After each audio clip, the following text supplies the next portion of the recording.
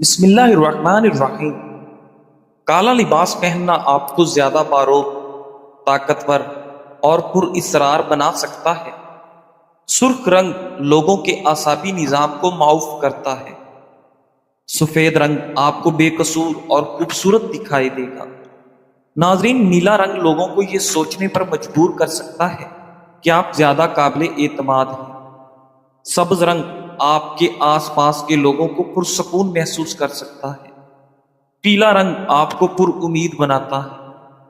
ناظرین، حدیث قدسی میں ہے، اللہ رب العالمین فرماتا ہے، اگر میرے گناہ گار بندے توبہ کرے تو میں ان کا حبیب ہوں، اگر توبہ نہ کرے تو میں ان کا طبیب ہوں۔ میں بندوں کو مصیبت میں مبتلا کرتا ہوں تاکہ ان کے گناہ کا بوجھ ہلکا کروں، پھر ان کے دکھوں کی شفا دیتا ہوں۔ آپ اگر اپنی تنہائی کو بوجھ نہیں سمجھتے تو آپ ذہنی طور پر پختہ ہیں۔ ناظرین، اگر آپ بار بار ایک ہی شخص کو خواب میں دیکھتے ہیں تو ہو سکتا ہے وہ شخص آپ سے سچی محبت کرتا ہو۔ ناظرین گرامی، جو لوگ آپ کو سب سے زیادہ چھیڑتے ہیں وہی اکثر آپ کی زیادہ پرواہ کرتے ہیں، بس وہ اظہار کا طریقہ نہیں جانتے۔ ناظرین گرامی، انار خون کے سرخ ذرات میں اضافہ کرتا ہے، کریلا خون کو صاف کرتا ہے۔ جو لوگ آئرن کی کمی دور کرنا چاہتے ہیں وہ پالک کا استعمال ضرور کیا کریں۔ زیادہ پانی پینے والے انسان کا پیٹ زندگی بھر خراب نہیں ہوتا۔ صبح ناشتہ کیے بغیر مت سویا کرو، اس سے عمر میں کمی ہوتی ہے۔ روزانہ گلاب کا عرق چہرے پر ملنے سے قبل از وقت چہرے پر جھریاں نہیں پڑتی۔ کھانا کھانے کے بعد چند منٹ چہل قدمی کرو، پیٹ کم ہو جائے گا۔ واک کرنے والا انسان وقت سے پہلے بوڑھا نہیں ہوتا۔ ناظرین گرامی، فاسٹ فوڈ کا زیادہ استعمال کرنا بچوں کی ہڈیوں کی نشو و نما کو متاثر کرتا ہے۔ ناظرین گرامی، مصنف ابن ابی شیبہ کی روایت میں ہے کہ حضرت اسامہ بن شریک رضی اللہ تعالیٰ عنہ سے روایت ہے، کہتے ہیں کہ کچھ دیہاتیوں نے رسول اللہ صلی اللہ علیہ وآلہ وسلم کی خدمت اقدس میں حاضر ہو کر دوائی کے استعمال سے متعلق سوال کیا تو آپ صلی اللہ علیہ وآلہ وسلم نے فرمایا، اے اللہ کے بندو، دوائی استعمال کرو، کیونکہ اللہ تعالیٰ نے بڑھاپے کے سوا کوئی بھی بیماری نہیں اتاری مگر یہ کہ اس کے ساتھ شفا بھی نازل کی ہے۔ ناظرین، دوسری روایت میں ہے، حضرت انس رضی اللہ تعالیٰ عنہ فرماتے ہیں کہ رسول اللہ صلی اللہ علیہ وآلہ وسلم نے ارشاد فرمایا، یقیناً اللہ تعالیٰ نے جہاں بیماری پیدا کی ہے دوائی بھی پیدا کی ہے، پس تم دوا استعمال کرو۔ ناظرین گرامی، سکن کی بے رونقی سے پریشان ہو تو رات کو بادام کا تیل لگا کر سو جائیں، صبح چہرہ صاف اور فریش محسوس ہوگا۔ انسان کی روح کے لیے سب سے مفید غذا نماز ہے اور سب سے مفید دوا قرآن ہے، اور جسم کے لیے سب سے مفید غذا کھجور ہے اور سب سے مفید دوا شہد ہے۔ ناظرین، دودھ کو ابالتے وقت اس میں الائچی شامل کر دیں، دودھ جلدی خراب نہیں ہوگا۔ خوشبو خود اعتمادی بڑھانے میں مفید ہے اور اعصاب کی کمزوری دور کرتی ہے۔ کھیرے کے چھلکے پیس کر ہونٹوں پر لگا دینے سے ہونٹوں کی سیاہی دور ہو جاتی ہے۔ ناظرین گرامی، دہی میں تھوڑی سی چینی ڈال کر ہاتھوں پر رگڑنے سے ہاتھوں کا کالا پن ختم ہو جاتا ہے۔ ناظرین، کھیرے کا استعمال روزانہ کرنے سے کولیسٹرول لیول ٹھیک رہتا ہے۔ نمک کا استعمال کم کرنے سے ہائی بلڈ پریشر کا مسئلہ نہیں ہوتا۔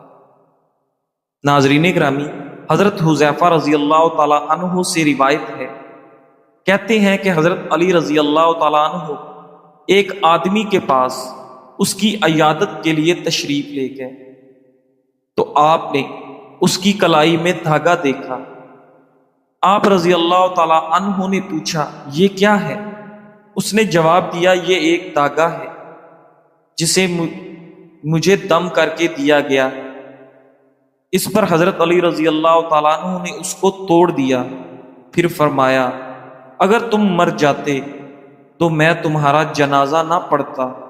مصنف ابن ابی شیبہ۔ حضرت ابو مجلد رضی اللہ تعالیٰ عنہ سے روایت ہے کہتے ہیں کہ جس کسی نے کوئی شے دھاگا وغیرہ لٹکایا تو اس کو اسی شے کے سپرد کر دیا جائے گا۔ مصنف ابن ابی شیبہ۔ ناظرین گرامی، اسلامی نفسیات کے مطابق انسان کی شخصیت 3 بنیادوں پر بنتی ہے۔ نمبر 1، خالص نیت۔ شخصیت کی اصل بنیاد نیت ہے۔ حدیث شریف میں ہے کہ اعمال کا دار و مدار نیتوں پر ہے۔ مطلب یہ کہ شخصیت کا معیار صرف عمل نہیں بلکہ اس کے پیچھے نیت بھی ہے۔ نمبر 2، خوبصورت اخلاق۔ اچھے اخلاق کو نبی صلی اللہ علیہ وآلہ وسلم نے ایمان کا حصہ کہا ہے۔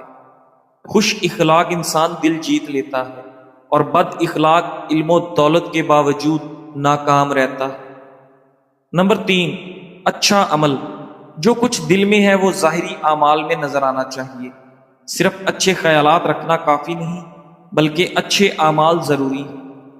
جو شخص حالت احرام میں انتقال کر جائے تو اسے جب کفن دیا جائے گا تو اس کا سر اور چہرہ ظاہر کیا جائے گا، یعنی کپڑے سے ڈھکا ہوا نہیں ہوگا۔ اس کے علاوہ اسے 2 کپڑوں میں کفن دیا جائے گا اور اسے خوشبو بھی نہیں لگائی جائے گی۔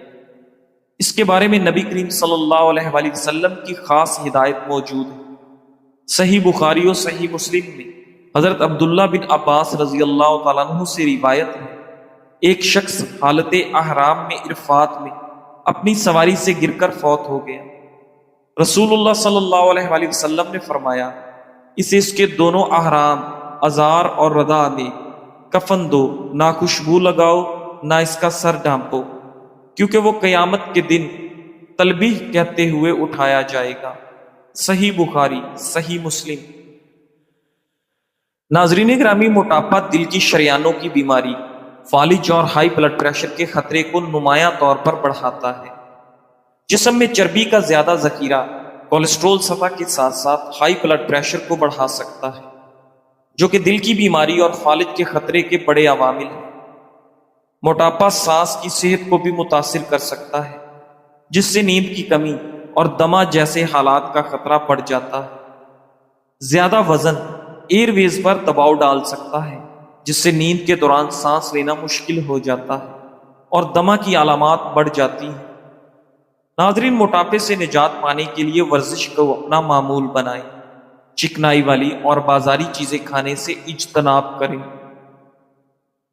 ناظرین گرامی، امام سراج الدین البلقینی رحمت اللہ علیہ نے فرمایا، نصیب تو من العلم بسبب القضا والاسفار الغارداتی بس بابی ہی ما لو حفظ شخص اللہ سارا عالم کبیرہ۔ قاضی بننے اور کثیر سفر کی وجہ سے میں اتنا علم بھول گیا کہ اگر کوئی شخص میرا بھولا ہوا علم حفظ کر لے تو بڑا عالم بن جائے۔ اس فرمان سے چند باتیں معلوم ہوتی ہیں۔ اول، ذمہ داری عقل پر اثر ڈالتی ہے۔ دوم، بھولا ہوا علم اصل میں آپ کی عقل کا حصہ بن جاتا ہے کہ اگرچہ وہ بھول گیا ہے مگر آپ کی عقل میں پختگی پیدا کر گیا ہے۔ سوم، ہر وقت ہر شے یاد رہنا ضروری نہیں ہے۔ چہارم، لوگوں کے مابین جھگڑے نمٹانے والی ذمہ داری نہ لیں کہ اس سے ذہن تقسیم ہوتا ہے بلکہ کمزور ہوتا ہے۔ ناظرین، یاد رکھیں، جھوٹ سے کئی گنا زیادہ آدھا سچ خطرناک ہوتا ہے۔ مثلا بیوی شوہر کو کہے، نامعلوم نمبر سے کال آئی تھی، میں نے کاٹ دی، یہ آدھا سچ ہے، جبکہ دوسری بار کال آئی تو بات آگے بڑھی تھی۔ ایک دوست دوسرے کو کہے، میں نے آپ کے پیسے دینے تھے مگر خاندان میں فوتگی ہو گئی، خاندان میں کوئی فوت ہو گیا، یہ آدھا سچ ہے، مگر اس کے پیسے وہاں لگے نہیں، یہ پورا سچ ہے۔ لہذا ایسے لوگوں سے بچے جو آدھا سچ بولتے ہیں۔ ناظرین گرامی، دلیا عام طور پر صحت مند غذا سمجھا جاتا ہے، لیکن یہ ہمیشہ شوگر کے مریضوں کے لیے محفوظ نہیں ہوتا۔ جب یہ زیادہ مقدار یا غلط طریقے سے کھایا جائے تو خون میں شوگر کی سطح کو تیزی سے بڑھا سکتا ہے۔